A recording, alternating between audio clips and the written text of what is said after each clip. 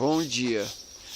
Para mim, para alguns vai ser boa tarde, para outros vão ser boa noite, depende do horário que você vai estar assistindo essa filmagem. Bom, mas que a paz do Senhor esteja ao teu coração e que essa palavra entre ao seu coração. É necessário que você ore antes. Eu tenho orado aqui.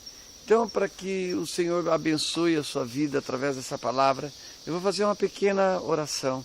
Feche seus olhos, vamos orar. Senhor Deus, nós apresentamos nossos corpos como sacrifício vivo no teu altar. Senhor, para aprendermos a sua palavra, ensina-nos em nome do seu Filho Jesus. Coloca anjos nesse local. Em nome do Pai, do Filho e do Espírito Santo. Amém. Amém? Hoje nós estamos nessas pregações que já está para terminar. Depois vou fazer novos outros estudos e outras meditações. Mas nós estamos meditando sobre um versículo que está em Gálatas, no livro de Gálatas, capítulo 5, versículo 22. Fala sobre os 9 dons do Espírito, os 9 atributos, as 9 qualidades do Espírito. Porque, na verdade, eu peguei esse texto da Bíblia porque houve um diálogo entre uma mulher samaritana e Jesus ensina aos homens a ter uma conduta espiritual ou uma vida espiritual para que pudesse herdar o reino de Deus. Bom, já que nós amamos a Deus, nós estamos aqui com esse objetivo de fazer a vontade de Deus.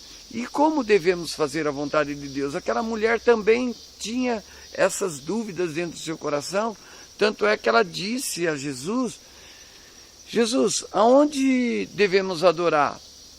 Os judeus dizem que devemos adorar em Jerusalém e os samaritanos em Samaria. Qual é o lugar correto da adoração? E Jesus responde para ela que a verdadeira adoração é em espírito e em verdade, porque importa que o Pai o assim seja adorado, porque ele é espírito e importa que adore em espírito. Deu essa resposta a ela. Então, para nós termos essa profundidade maior, nós temos que entender a forma de adoração espiritual. A adoração não é você ir numa igreja evangélica ou qualquer outra denominação e estender as suas mãos e falar, Senhor, eu te adoro, eu te adoro, eu te adoro, eu te venero. Isso é uma parte da tua adoração, mas ela não é o alvo principal, é a tua intimidade, a tua oração com Deus, é aquela forma de levantarmos as mãos. Mas a verdadeira adoração, ela está nas ações da minha vida e da tua vida como cristão. Então, nós temos que entender esses atributos do Espírito para sabermos se as nossas vidas estão andando numa vida espiritual que agrada a Deus. E quando nós andamos numa vida espiritual, nós estamos adorando a Deus. Então eu posso adorar a Deus o dia todo. Eu posso adorar a Deus no meu trabalho, na minha igreja, na minha casa, no meu relacionamento com meus filhos. Eu posso adorar a Deus em todas as circunstâncias. E isso que é o mais importante. Porque adorar a Deus e colocar uma máscara e falar que somos bonzinhos diante da igreja ou diante do ministério é muito fácil. Mas eu quero ver adorar a Deus com as nossas atitudes, com as nossas ações. Aí é o grande desafio que mexe com o caráter da nossa vida cristã. Que então definimos o homem carnal pelo homem espiritual, pela sua adoração. Entendeu? Então vamos lá.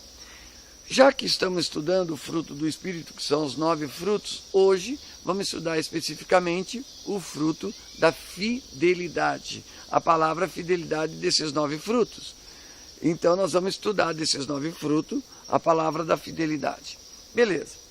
Para chegarmos ao ponto que hoje nós vamos meditar, eu gostaria que você pudesse imaginar na sua mente o que é uma pessoa fiel para você. E qual é a condição da sua regra de fidelidade? Você tem que imaginar isso, amém?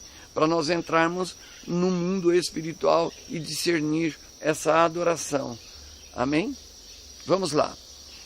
Pensa aí por alguns minutos, eu sempre faço essa pergunta para que você imagine exatamente o que é fidelidade para você. Fidelidade para você pode ser uma pessoa confiável mesmo, não é verdade? Você, uma pessoa fiel, é uma pessoa que você pode confiar. E aí ela é fiel. Mas só que, para nós, a fidelidade ela tem um preço. Nós somos tão frágeis que a nossa fidelidade é olho por olho, dente por dente.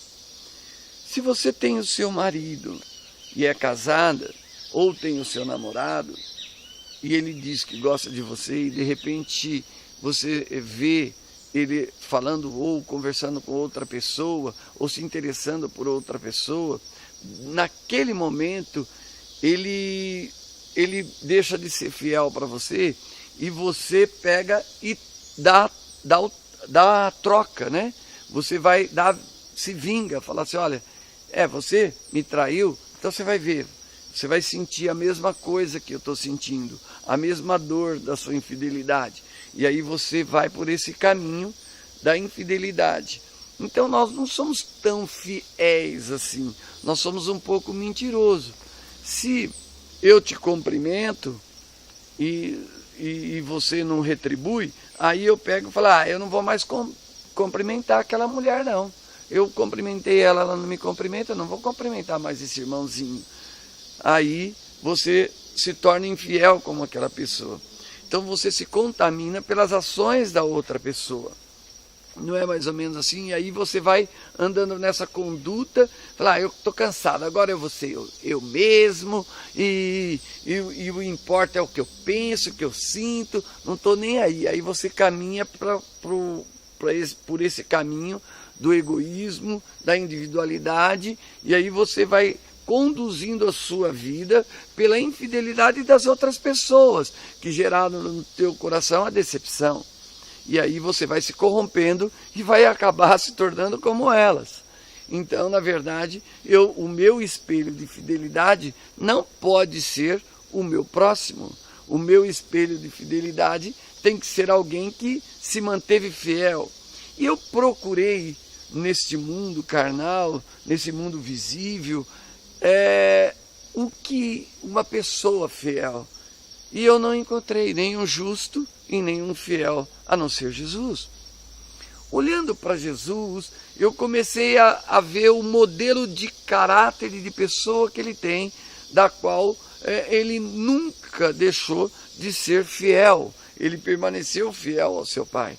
Em Romanos capítulo 3, versículo 4, diz assim, seja o homem mentiroso e Deus verdadeiro, para que ele venha julgar-me.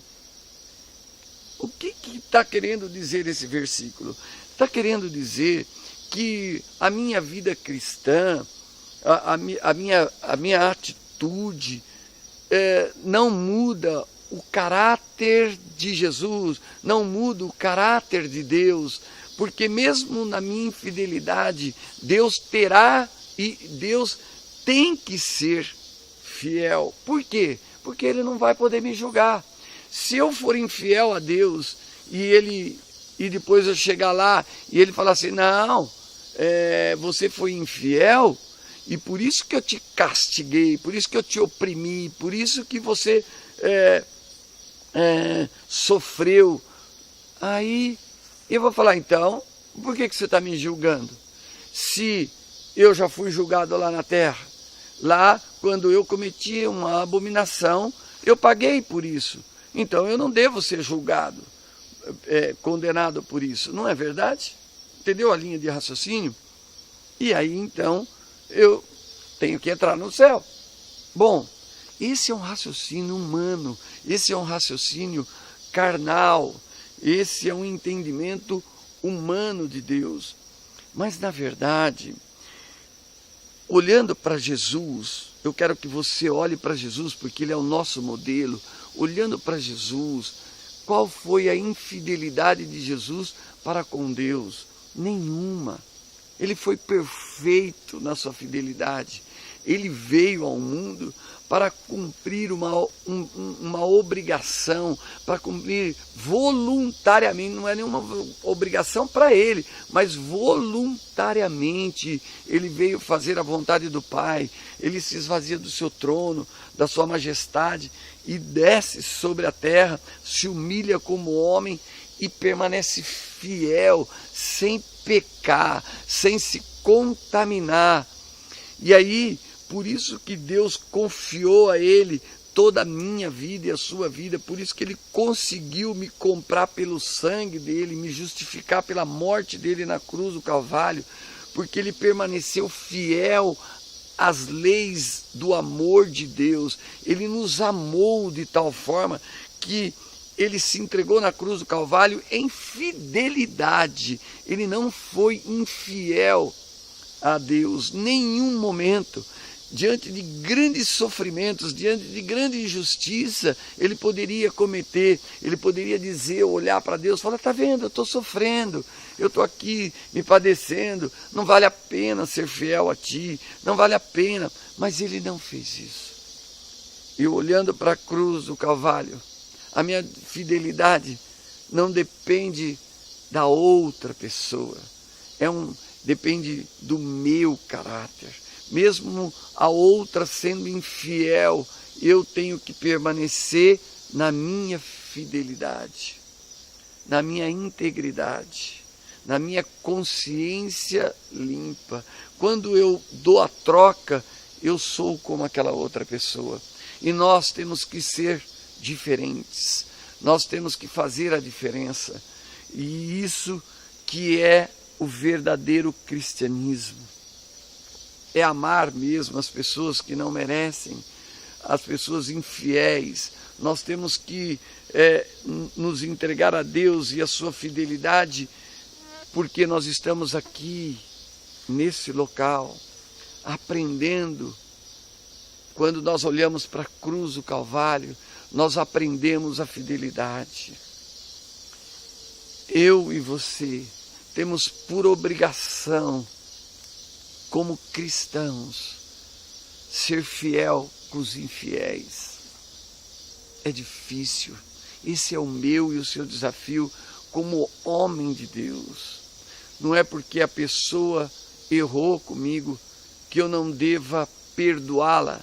Não é isso. Ou que eu deva revidar segundo as ações dela. Se eu fizer isso, eu não estou vivendo um cristianismo de Jesus, porque Jesus foi traído por Judas, Jesus não se vingou, a consequência do pecado. Então por que as pessoas pecam? Porque e sofrem? É Deus castigando? Deus não castiga, é consequência das suas escolhas. Judas não foi castigado por Deus, a sua consciência acusou de tal forma.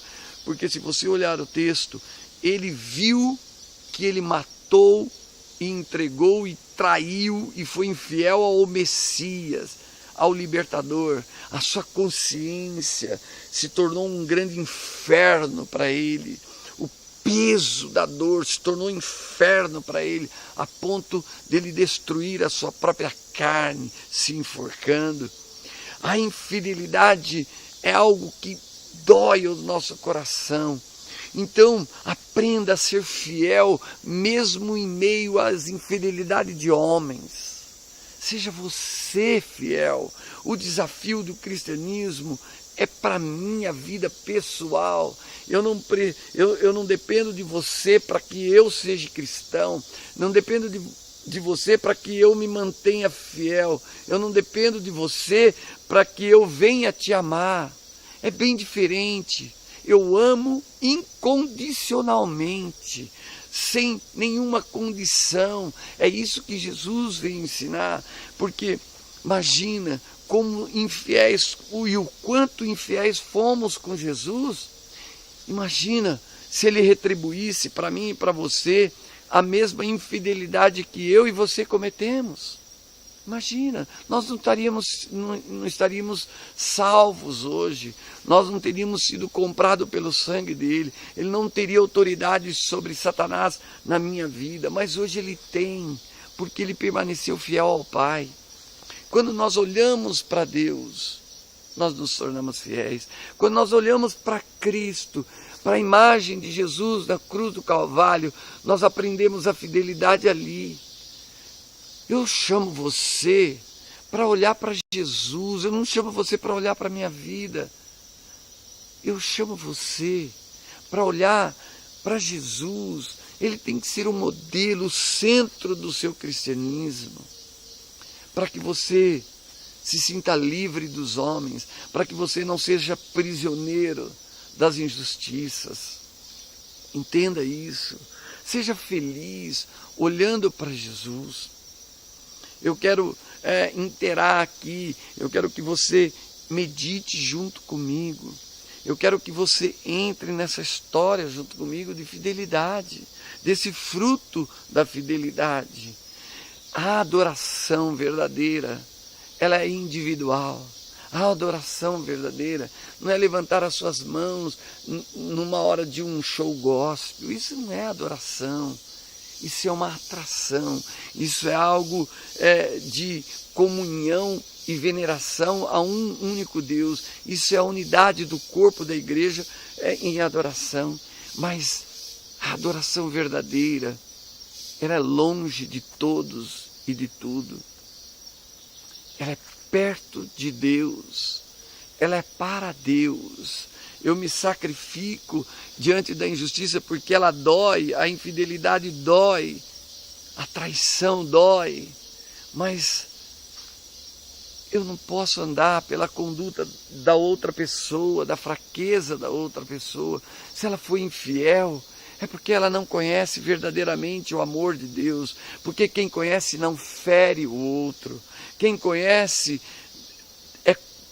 o amor é compassivo, sabe, tem complacência da outra pessoa, tem misericórdia da outra, tem compaixão das suas misérias. Nós andamos em meio a homens extremamente miseráveis, carregando dentro de si valores dessa carne.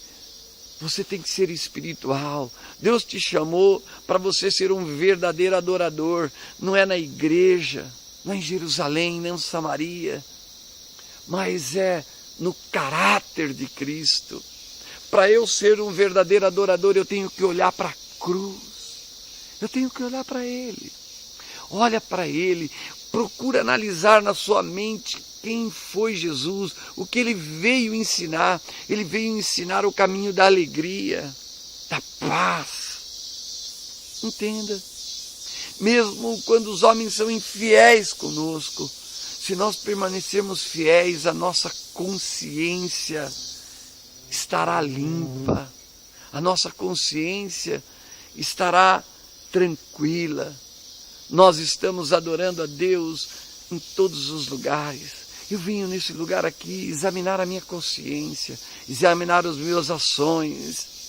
E quando eu estou aqui, eu pergunto a Deus, será, Senhor, que estou sendo fiéis? Será que eu estou sendo fiel a Ti? Aí, para que eu seja mais profundo nisso, eu olho para ver se eu estou cumprindo com as minhas obrigações financeiras, se eu estou amando a pessoa que não merece ser amada. Entende agora? Eu aprendo olhando nesse local de adoração, porque aqui é o meu local de oração, de comunhão com Deus, de adorar a Deus, é o meu local. Aqui eu reflito sobre como eu estou com Deus, não como eu estou no meio da igreja, no meio do povo, mas como eu estou com Deus. Se eu for fiel a Deus, eu sou fiel em todas as coisas. Quando eu sou fiel a Deus, eu sou fiel a todas as coisas. Eu quero fazer uma pergunta para você antes de terminarmos. Como é que você está com Deus? Eu quero que você pare agora por alguns minutos e pergunte para você o seguinte: como Deus está vendo você como um fruto fiel, morrendo pelas pessoas que não merecem, não se vingando do mal, do homem mau, mas sendo complacente com ele, sendo misericordioso com ele. Aí eu quero dizer para você, você é um adorador. Faça essa pergunta, como você está com Deus? Como Deus te vê? Amém? Que Deus abençoe a tua vida. São 20 minutos de pregação para você meditar sobre o fruto da fidelidade. A sua fidelidade não depende da fidelidade dos homens, mas depende da fidelidade de Jesus. Olha para Ele. Ele foi fiel a você. Seja fiel a Ele, ao seu chamado, ao seu ministério e ao seu amor ao próximo. Que o Senhor Jesus te abençoe, em nome do Pai, do Filho e do Espírito Santo. Amém.